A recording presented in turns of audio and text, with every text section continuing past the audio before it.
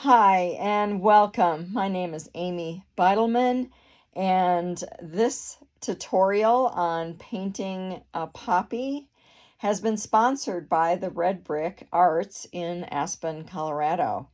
And I thank them very much. I teach watercolor painting there in more normal times. So thanks for joining me today in this little video. And let's get started. What do you need? There should be a list along with this video and a picture of this poppy. You could print screen it if you can't find the list of supplies. I also make greeting cards. Here's an example here. And this is kind of what got me started on teaching this poppy. We will probably use just a couple different colors of paint, and that list will be included also with the Red Brick site. We'll be using a brush. I've got a number 8 here, round. When I teach, I tend to use just one brush unless we go really big. It's just easier to keep it simple. I've got water, of course, and my paints. I've got Daniel Smith paints, but gosh, whatever you have on hand is just terrific.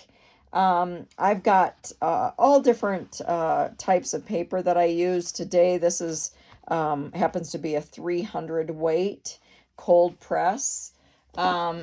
This painting here was done on 140 weight, which is taped down so it doesn't kind of fold up.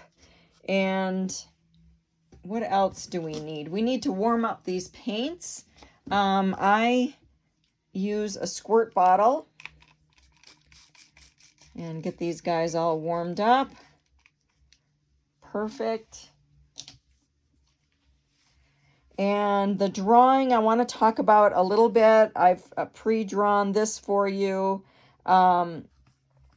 Normally when I'm in a classroom and I've got beginner students, I'll take the picture and we'll talk about it a little bit. What's going on here, where the petals are, but also where's the light. Look at, there's white in this picture. So we want to be sure and pick that up. And if we want to put it in our drawing, that might help so we don't forget as we're laying down all the paint. And then you want to draw in even the small things like the seed pod. And then some of these lines here are going to be really important to show depth. And I'll continue to talk about that as we get further into the painting. And of course, the stem here.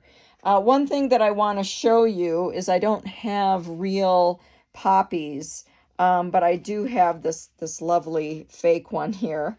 And I just want to show you, for those of you that haven't looked close at a poppy for a while, and certainly if you have one to paint from, that's even better. But notice how cupped they are. They certainly can flatten out as they get older. And the seed pod is kind of way in there. And you can see I've got some sun coming through the window right now, which is kind of perfect because our picture is like that. But just notice the different shapes of the petals and how they lay. It's not a perfect shape. It kind of moves around. This one is a little bit in front where these are pushed back a little bit. So just look closely at what it is you're drawing and draw what you see, not what you think you see. So the other thing that I do with beginner painters when we're in a classroom is I'll make a stencil if I think that's going to help, because drawing can be very intimidating. And if you haven't drawn before, you could print this picture and cut it out and make a little stencil like this. You could hold this picture up to the light, and if you have a light paper, you can see through it. You know, whatever it takes to get going. And eventually, if you really, really like the painting, you'll figure out how to draw. Because I paint a lot outside now, and there's just no way to really be able to paint from a picture unless you've thought of all that beforehand. So let's go ahead and get the water here, get the paint kind of warmed up. I'm going to use a alizarin crimson, which is a red color, and I'm going to make a puddle here, and just get a lot of paint ready. And I will show you the consistency that I use once I get it down on the paper. And I do have a lighter, more orange color that I'll use as well. Something that I've done that works well is I've made a little diagram of my paint box. So it fits in here and I carry it around. But when I do classes like this, and for example, I have a few different colors of red and orange in my paint box, and I oftentimes will show the students, even in one picture here, you're going to see a lot of different colors. So we've got the alizarin crimson right here in the middle of these three, and kind of a rose colored there, and then certainly this orange. I see alizarin crimson and the cad orange in this picture quite a bit. And then we've got a lot of shadowy things going on. So we'll build this up and you'll see what I mean. But I do recommend building a little diagram. This has gotten a little messy over time, but it's still super helpful. I did it on 300 paper, so it kind of stays together better. But it's a good exercise. You get to know your paints and the names of them. And different companies have different names, can have different names, but there's also almost every paint company has the alizarin crimson. I like to get things wet before I start painting. I am going to put a little color in here so it's easier for you to see. And I'm going to go ahead and really just get everything wet. I'm going to talk about a few other ways. I showed you some white. I'm going to keep talking as I do this, but just notice that I'm going inside my lines. And I liken this to making bread where I follow the recipe. I go in the lines as much as I can the first time. And then as I paint more, it's kind of fun to figure out your own style as you go and paint and do what's comfortable for you. But maybe the first time kind of follow the directions and then kind of see where things lead you. So I'm getting a lot of water down, but it's not going to drip anywhere. It's not that much, but it's enough to get the paper wet. So when I drop some color on here, you're going to see what happens. You can also paint each petal separately. I'm going to leave this little guy here a little bit lighter. I'm not going to paint him on the first go around. That little petal that's flipped, that's turned around a little bit. And I'll keep showing you the picture. So these are really light areas. So I'm going to pull some of the paint off. And one of the other tools that I use is a cloth, which I'll show you in just a second. But I want to keep this wet and just be careful a little bit to make sure that I've gotten into all these spaces.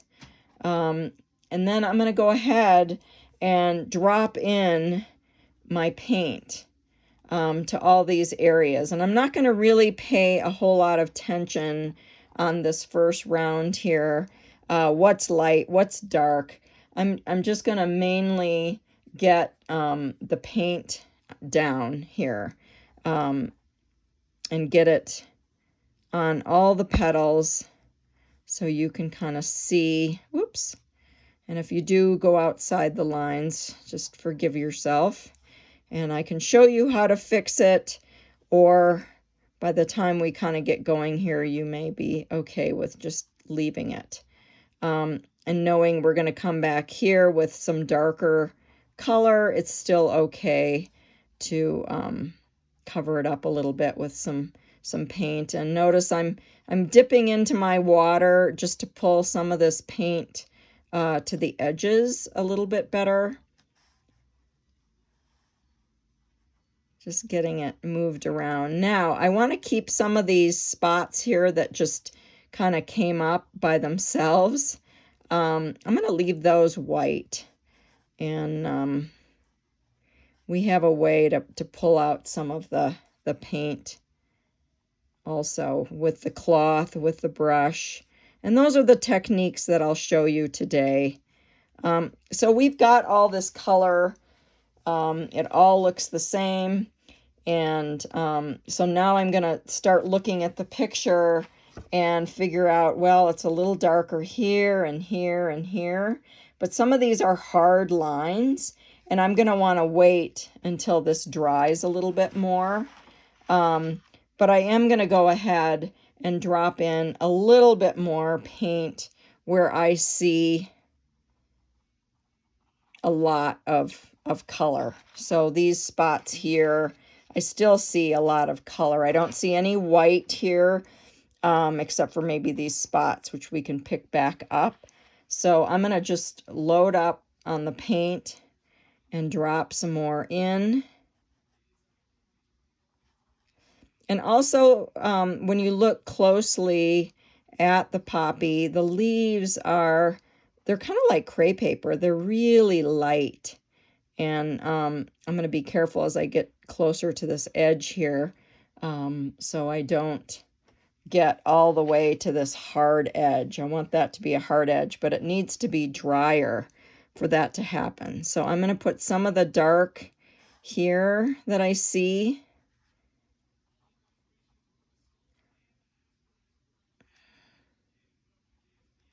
And now see, I've covered that up. That's all right. And then I see things a little bit darker here and in here.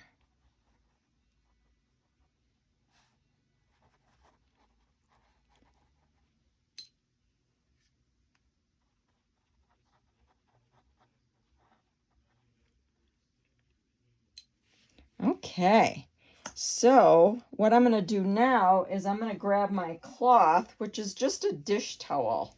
So this is a dish towel, but I'm going to use it as a tool, and I'm going to dip it in the water here. Excuse me, and get it wet. Uh-oh. And then I'm going to lift up this paint. And just by dabbing it a little bit. So I get my white back. Same thing here. So I'm just pulling out some of the lighter areas as this dries.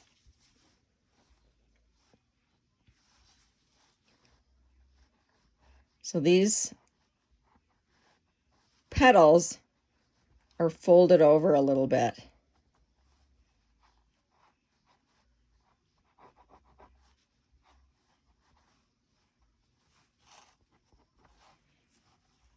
So you can kind of see, looking at the picture, how I'm picking up the lights and the darks. Now, another thing that you can do is you can put salt to create a little bit of texture. Looking again at this card, I was trying to see if I did that anywhere. It looks like I did it over here a little bit. Let's just try a smidge so you can see how that works.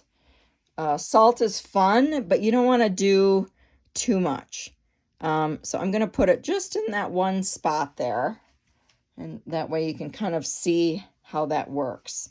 So this is all drying a little bit. And now I kind of want to leave it because it gets difficult to get hard lines when it's wet. So I'm going to go ahead and move into some of the green color that I see in the pod. So I see green here, and of course the stem. And we'll do a little interesting thing on the stem. Now, if you wanted, there's another way to preserve these whites. You could use what's called masking. And this is the type of masking that I use. It works really well. I don't use a brush. I use an embossing tool. And I've saved many brushes by now by using this. And they have different tips on them. You can kind of look them up, embosser. And here is one thing that I use it for. So, for example, I could have, I don't think I did on this one. Oh, but let me show you this one. I think this is a little bit oranger. But I did put the masking on these areas here to make them quite a bit lighter than what the picture shows. But I do like how it looks. I think it came off nice with the white. But it's easier to get these white lines if you use the masking fluid. So that would be one reason to use it. But you need to give yourself a little bit more time to let that dry.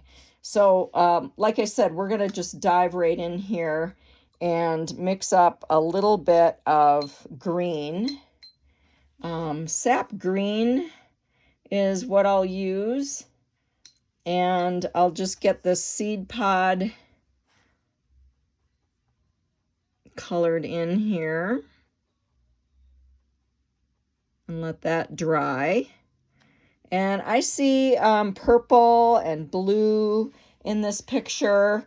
It's kind of fun to figure out what colors are really in there. I mean, initially you would think black, but looking very, very closely, it certainly looks a lot different. Then using some more green and going down into the stem here.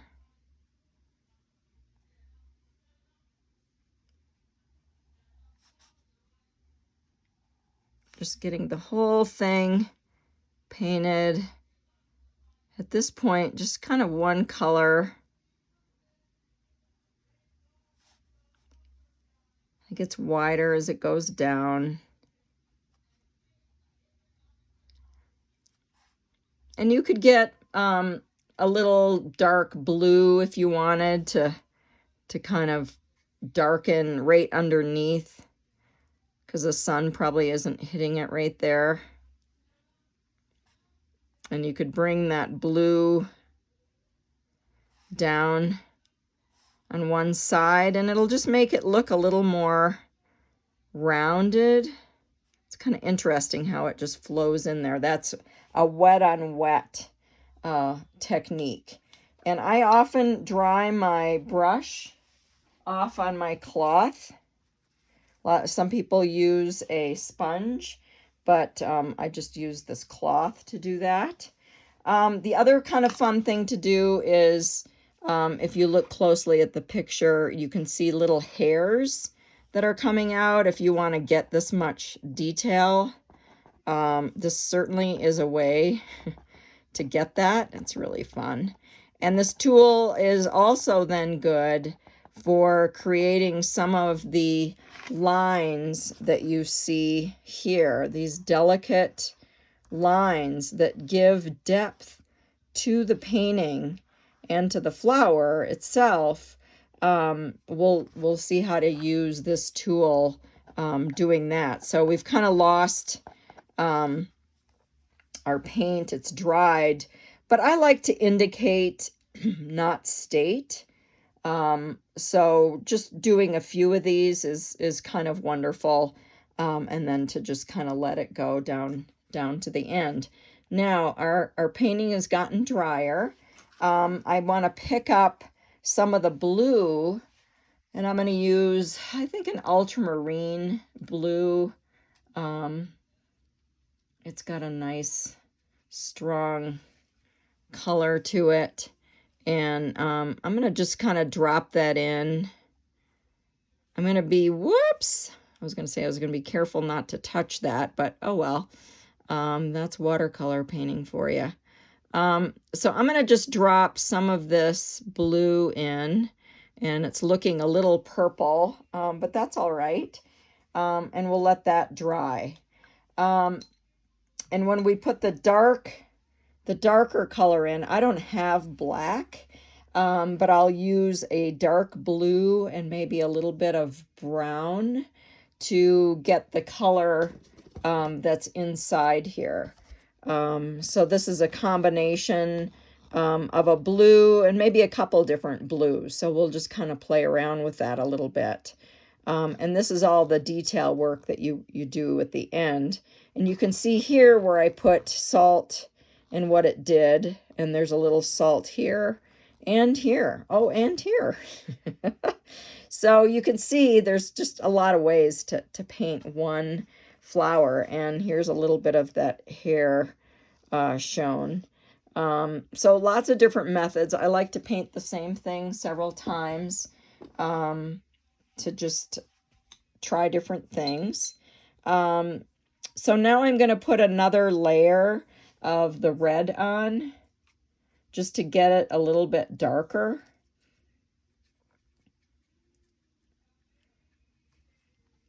So I'm going to pay attention now to some of these hard lines. So for example, on this petal right here, you can see this line and this line all the way through. So to pick that up, I'm going to just go, I'm going to leave that light. So I'm going to just go to here.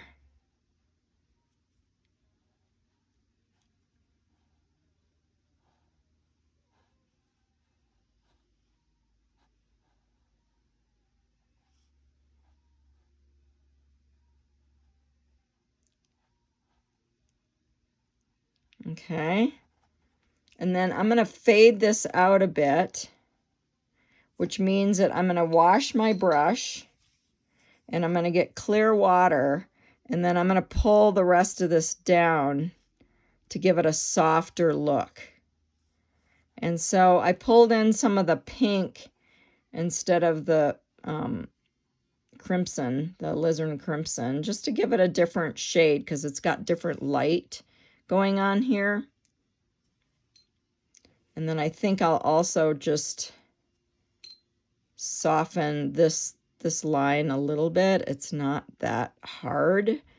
And there's a little bit of color showing this area. So you just kind of have to look and see what you see.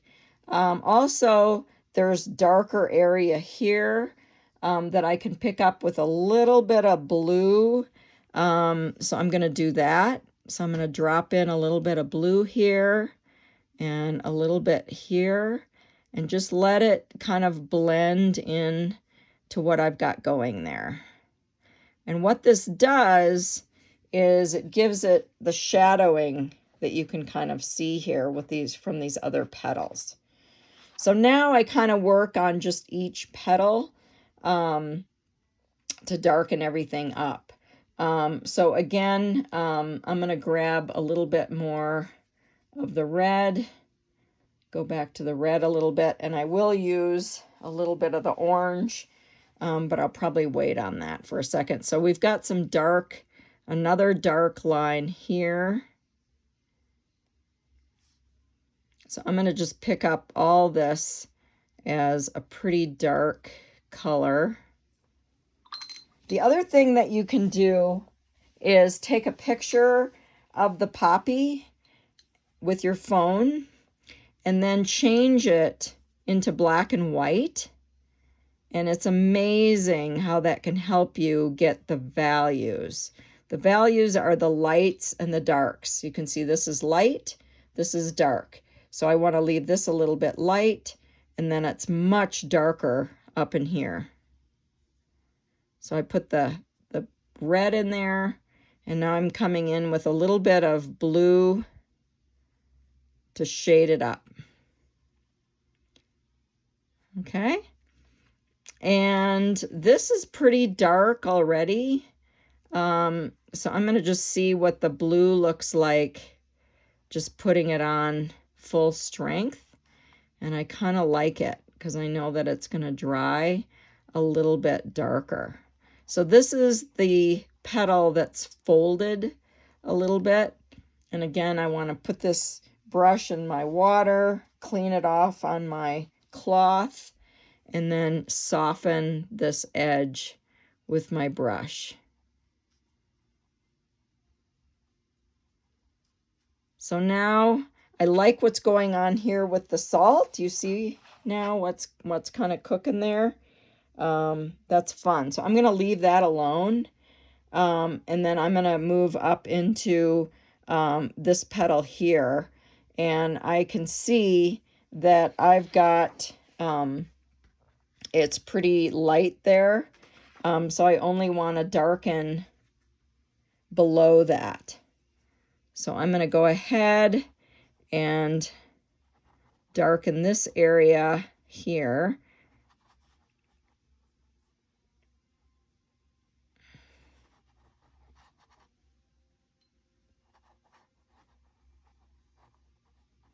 And then I'm kind of going into the flower here.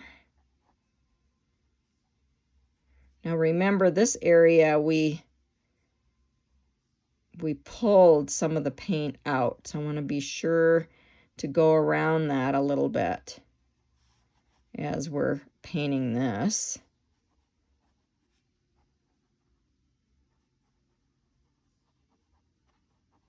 Okay, and I want to soften this line here. That's kind of bending a little bit. Okay. And now you can kind of start to see some of these different petals emerging. This one, I want to accentuate that petal a little bit more.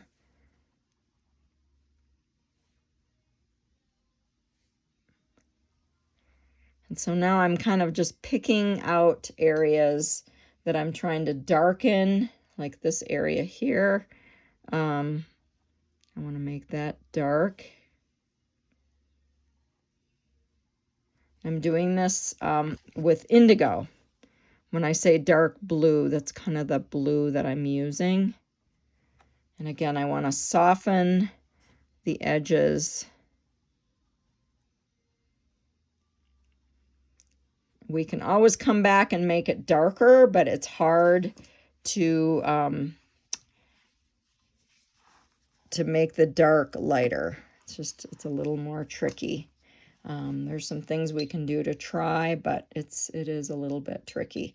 So now what I'll do is, I like how this looks.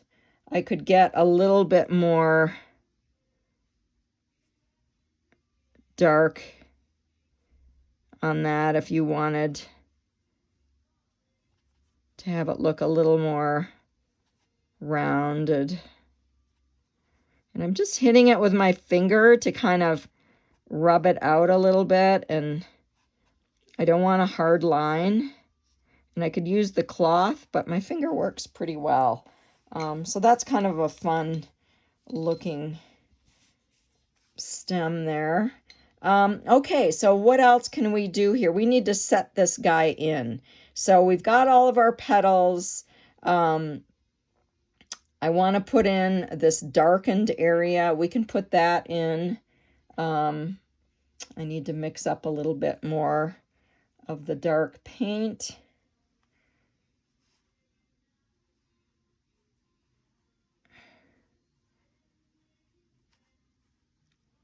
And here's an example, not wanting to touch that blue exactly, but here's an example of how we can use this tool to create some of these lines.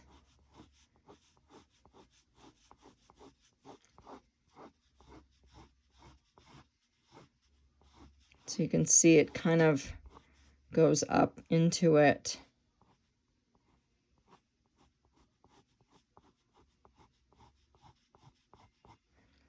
You know, and it might be the case where you need to put a little bit more in.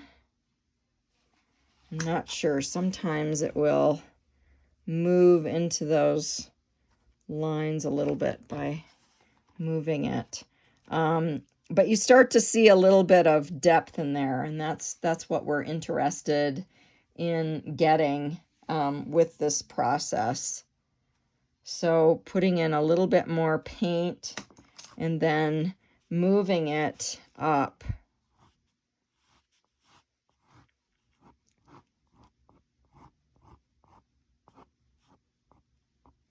Okay, so let's do that also over here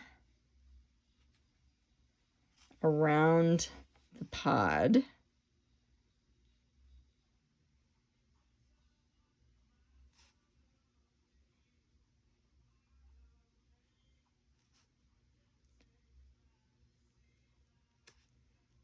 And we can see we need to go around that one little flipped petal.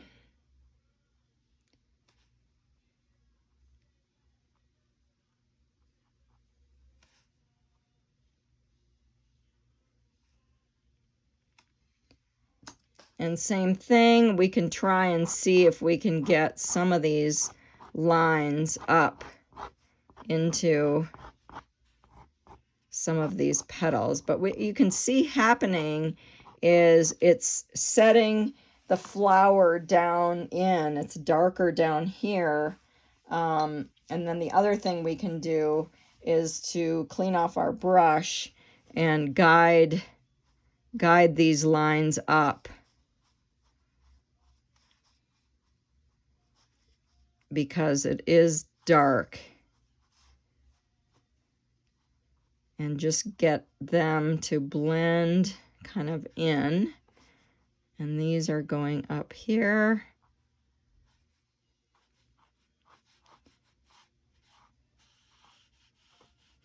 And in some cases, we've got lines going because the petal is curved.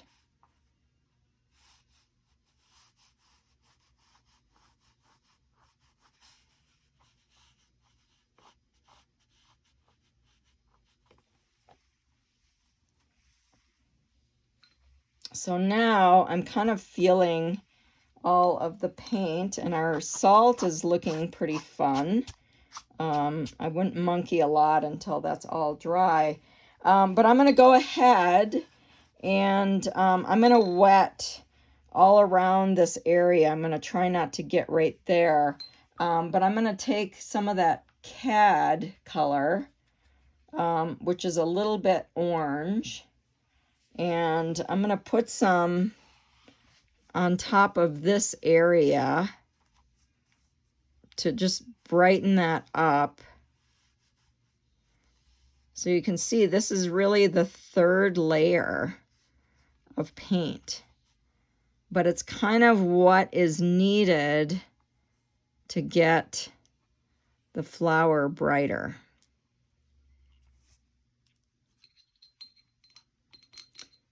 And doing a demo like this, you would give yourself a little bit more time normally to let this all dry a bit more. But I kind of want to show you how you get all these, how you get it a little bit darker.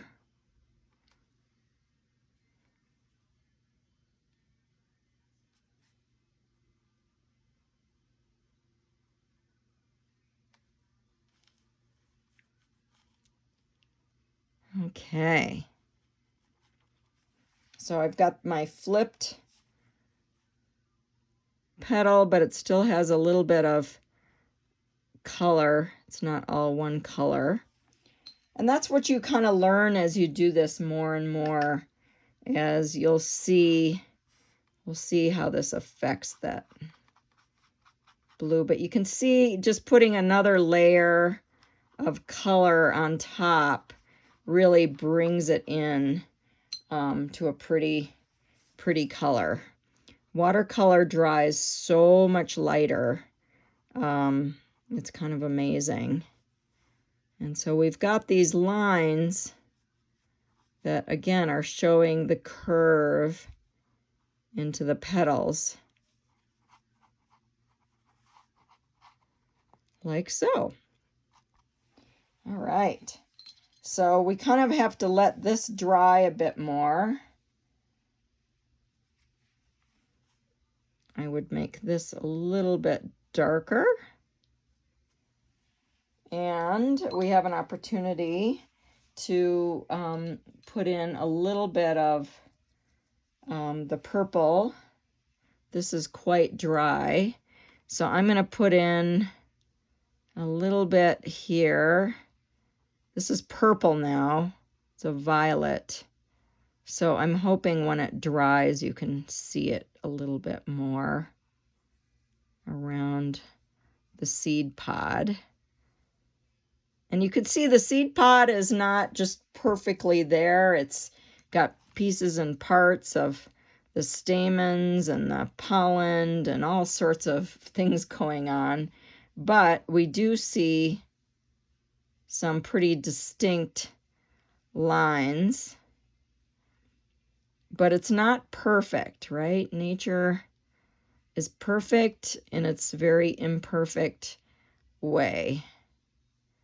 So we kind of have a cap, and we have things coming off. I'm sure there's very proper technical terms that I'm totally, somebody out there is cringing. But anyway, that's how you get some of that detail. And then I need to let this dry, so I'm going to show you a little bit more detail with this one here. So after you let it dry, this pod, I just kind of painted that for you a little bit, but you really need to let it dry to be able to get a lot of the detail in there. And this is the one that I used and let a lot more light in with the masking, which you can see makes quite a difference.